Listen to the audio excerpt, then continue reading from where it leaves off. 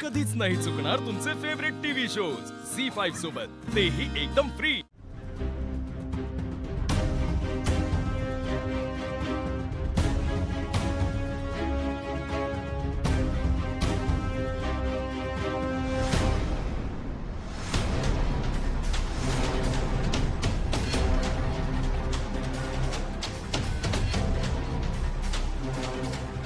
आई अगं हेच माझ्यासाठी बेस्ट गिफ्ट आहे। काय आहे, रोज ऑफिसला अपडाऊन करण्यासाठी ही बाईक खूपच बेस्ट। ताई हेच टॉप मॉडेल आहे बरं का। हे शिवा थँक्यू सो मच। हे गिफ्ट खूप भारी आहे अगं।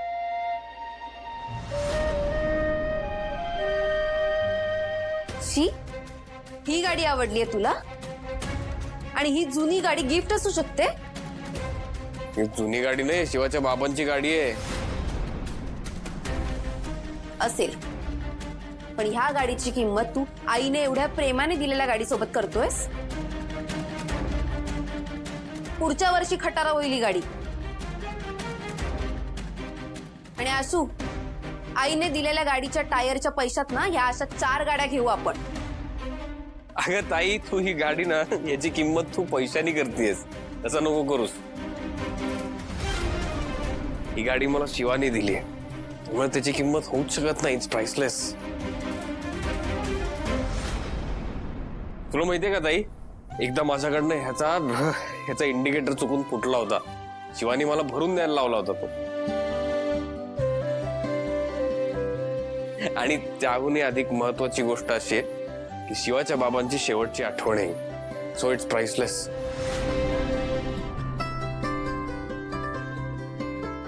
आणि आई आय एम रिअली सॉरी, मला तुझ्या भावना दुखवायच्या नाहीयेत, पण एवढ्या मोठ्या लक्झुरियस गाडीतून मी ऑफिसला येऊन जाऊन नाही करू शकत रोज, ते पॉसिबलच नाही आताच्या परिस्थितीत।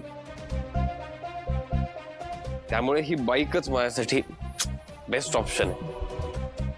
ती गाडी माझी क्वीन आहेच, पण आता शिवा माझी क्वीन आहे, आणि हेच खरं आहे।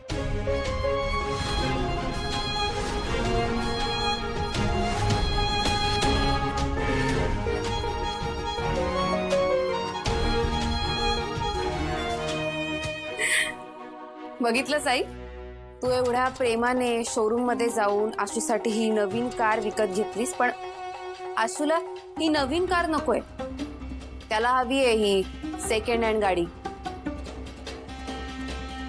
मी म्हणाले होते ना आई तुला, आपला आशू आता आपला राहिला नाहीये, बदललाय तो।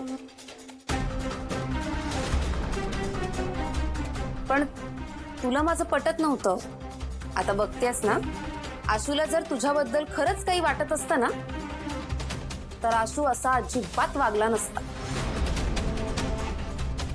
आई अगं खरंच असं नाहीये, मला तुझ्या भावना दुखवायच्या नाहीयेत। झी5 ॲप डाउनलोड करा आणि पहा सर्व एपिसोड्स एकदम फ्री।